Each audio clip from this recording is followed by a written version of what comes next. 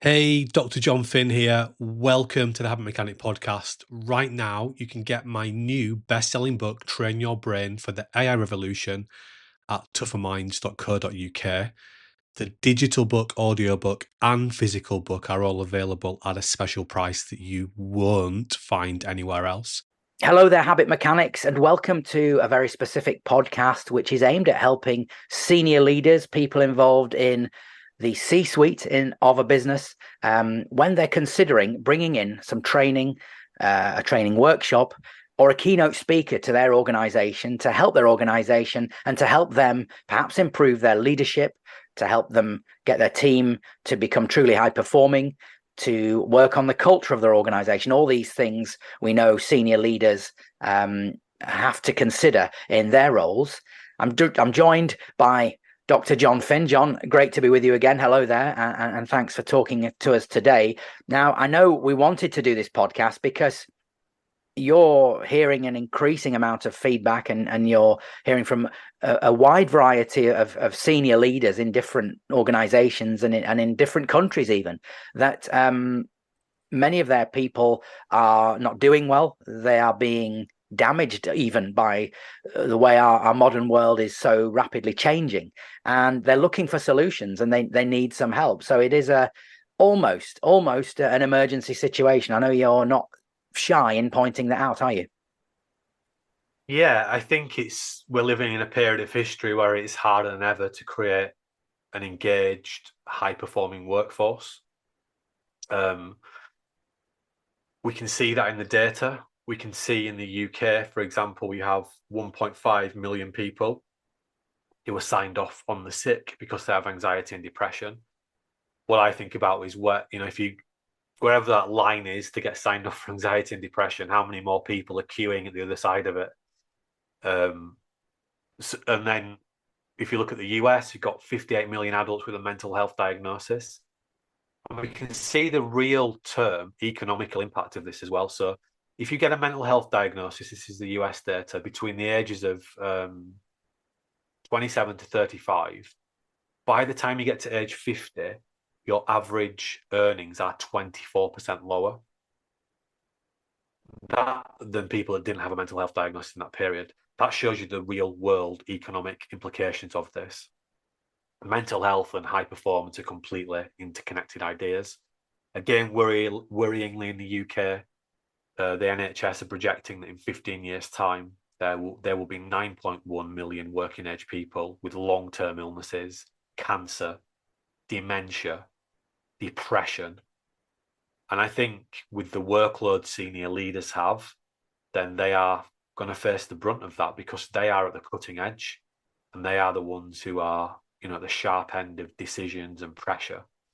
And the 15-year figure, so 9.1 million people, that's a 37% increase on where we are right now.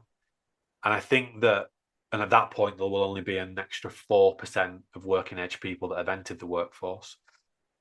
So, but the thing I find most challenging is we also live in a period of history where we have apparently more support than ever to help people to be at their best. But it can't work, can it? It doesn't work because more people are struggling. And I would say certainly we see in the UK, we've just seen it in the last few weeks, we see the figures from the Exchequer. These challenges are systemically damaging the UK economy. And if they're systemically damaging the UK economy, I would imagine they're systemically damaging all other developed economies, because we need our people to be healthy and happy to do the jobs that we need them to do. And the same, as senior leaders, we need to help ourselves to be healthy and happy to do the jobs that we need to do as well. So we've got a huge problem on our hands, and the senior leaders in organizations, C-suite, they're the ones trying to solve this problem in order to help the business actually achieve its mission. Yeah, and I know you want to help senior leaders choose the right sort of training that can really provide solutions to these ever increasing problems. And you have a 4-point checklist, if you like, that you would go through with them to make sure that any training, any keynote really delivers value for them and really helps them work on things like their leadership, getting their team performing well, and perhaps even their culture. And the first one on the checklist, the first item on the checklist, is to ask if the training, if the keynote is based on the latest understanding of how we work as people, i.e. how our brains work. Yeah, and this links back to the fundamental flaw with traditional approaches to helping people to be at their best, to helping leaders to be at their best. It's that whether it's the self-help, the workshops, the training, the coaching, and the therapy, all that stuff was developed before we actually understood how brains work. We've only been able to look inside human brains for about 20, 25 years. Most of the theoretical models we're using to inform the things that we do to help people to be at their best were designed, some of them up to 100 years ago, if not the 40s, the 50s, the 60s, the 70s, all way before we understood how brains actually work. And the basic assumption, I guarantee you, that underpins probably every single training you've ever done or every single training you've ever brought in for your people, the basic assumption is, if we can get our people to know this, they'll be able to do it. So what we need to do is to get them to know what to do. The trouble is, new insights from behavioral science and neuroscience show people don't do what they know they should do. They do what they're in the habit of doing. That's why most people don't walk 10,000 steps a day, even though they agree they should. Most people don't eat 5 portions of fruit and vegetables a day. That's why the National Health Service still spends over half its annual budget on treating diseases that emerge because people don't do those things. That's why when you have a nice conversation with one of your direct reports about their communication style and they need to be a bit less aggressive and a bit more positive, even if they agree it's a good idea for them to do that, it's why more often than not, they don't change their behavior because we don't do what we know we need to do. We do it in the habit of doing. So it's so key that anyone we're bringing into our organization to help us to do better, I want to be asking them, how does my brain work? How do our people's brains work? And how does your training help them to get their brains work better?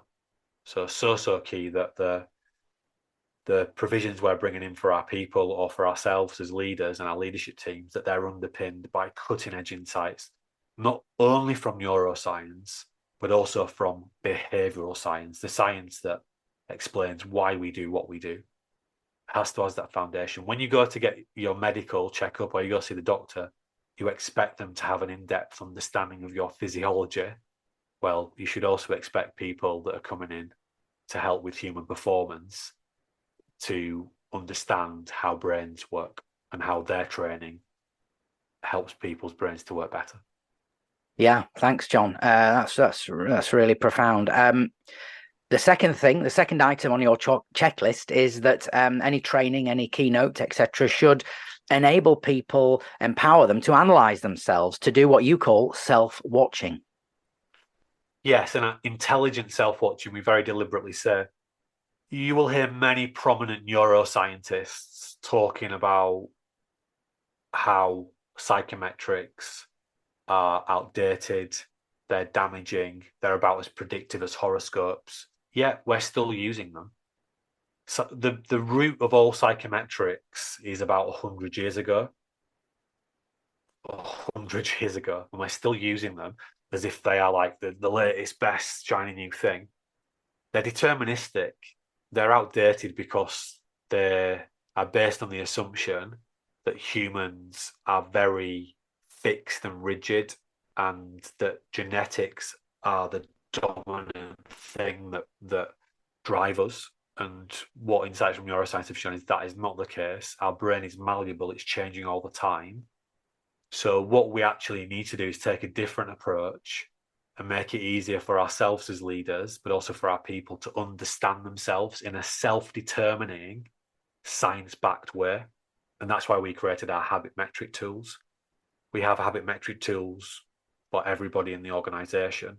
But we also have very special ones for leaders, so they can analyze their leadership across 4 different areas and understand what they're doing really well, but also understand which areas they could get even better at. And this is so key because we want to help people to not only understand themselves, but be empowered to take positive action. So,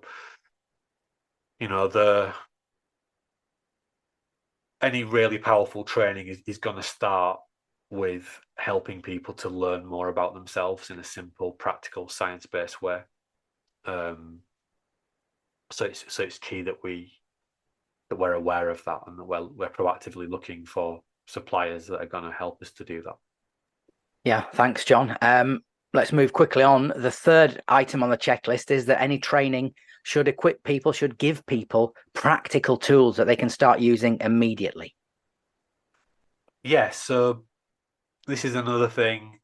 Again, if we go back to the knowing idea, we got them to know what they needed to do so they'll be able to go away and do it. I think a good sort of metaphor here or analogy is, imagine you've recognized that you need to get better at managing your customers' data, the customers that you want to sell new things to. So you want to bring in a new CRM system.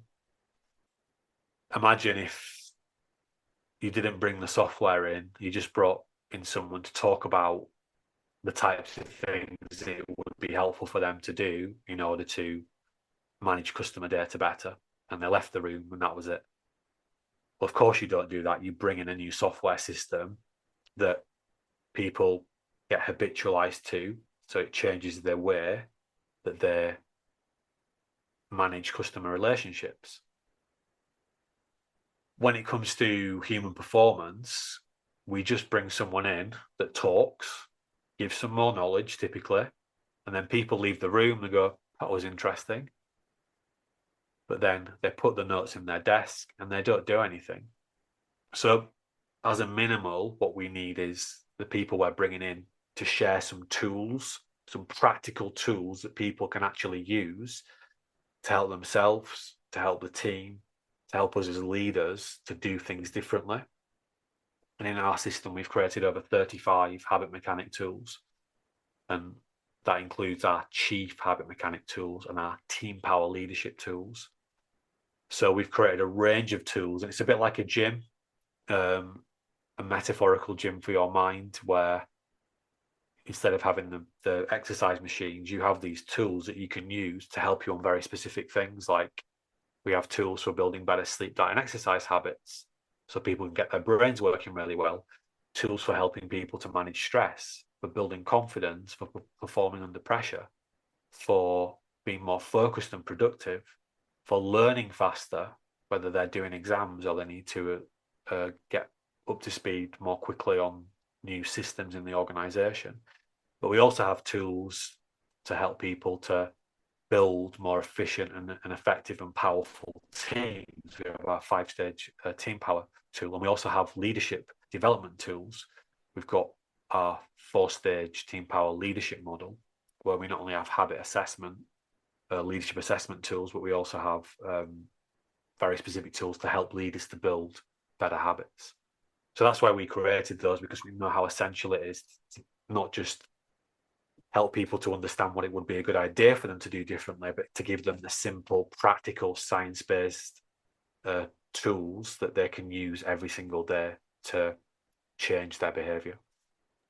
Yeah, that's very, very, very important, as you say, John. And now the fourth and final item on any checklist for a senior leader thinking about bringing in a keynote speaker or booking some training for their organization is that does that training, does that content help their people to start building helpful habits for the long term? That's a long-term journey, isn't it, John?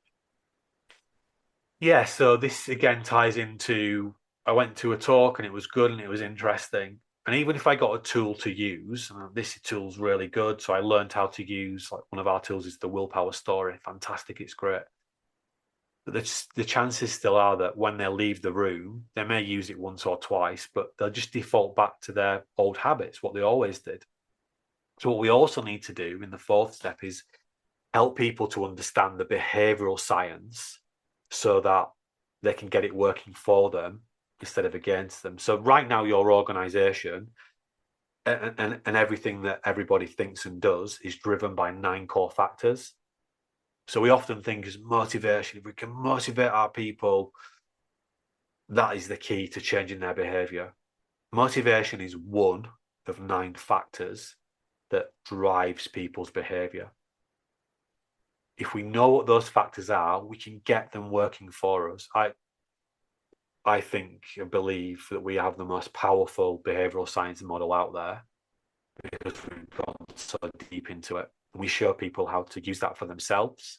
We show them how to build habit building plans so that they not only know how to use, for example, a willpower story, we show them how to build a habit building plan so they can actually put that into practice and get that behavioral science working for them. But we also actually show senior leaders how they can use those 9 factors to supercharge their culture and make it easier for people to build and sustain helpful habits for their personal performance, but also for their lives outside of work as well. And this is the key to helping people to be really engaged.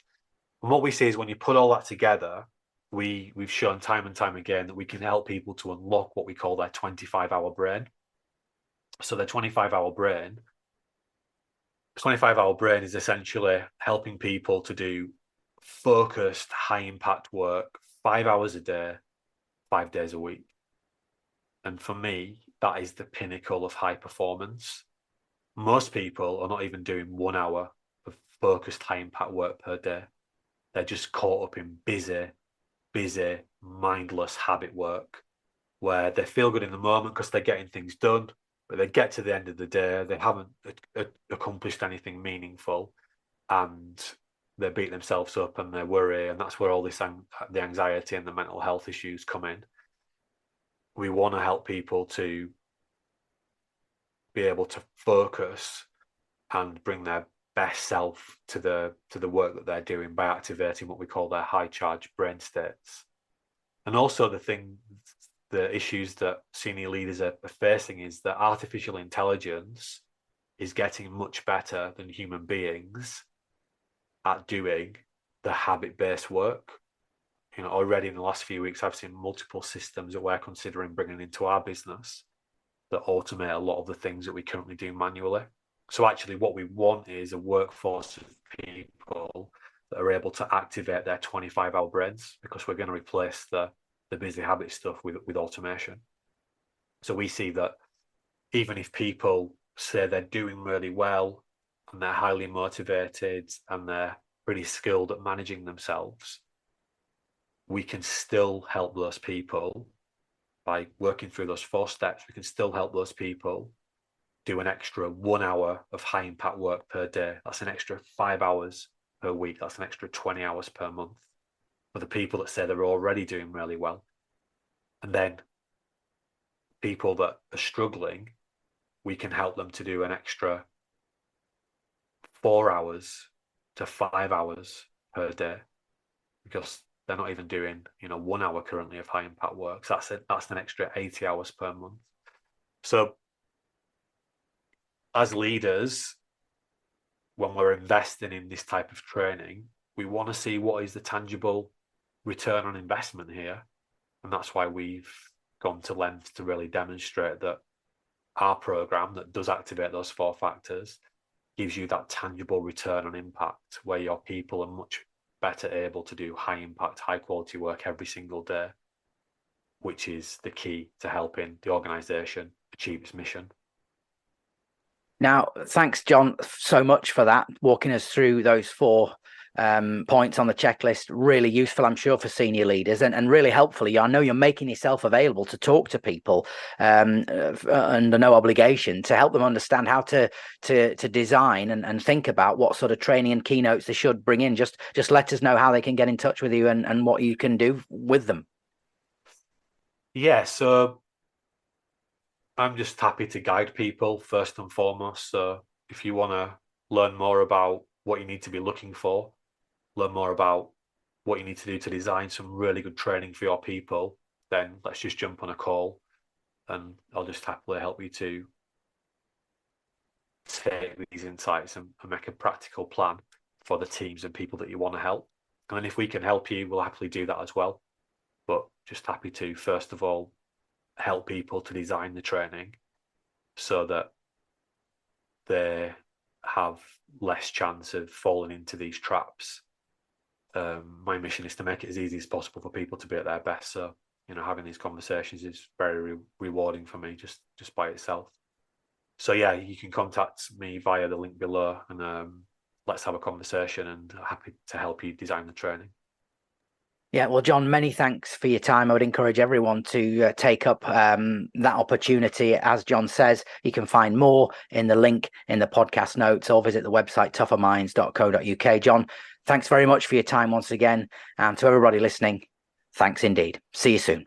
Thanks for listening to the Habit Mechanic podcast. If you liked it, please subscribe and tell someone else about one of the ideas or insights that you found most interesting.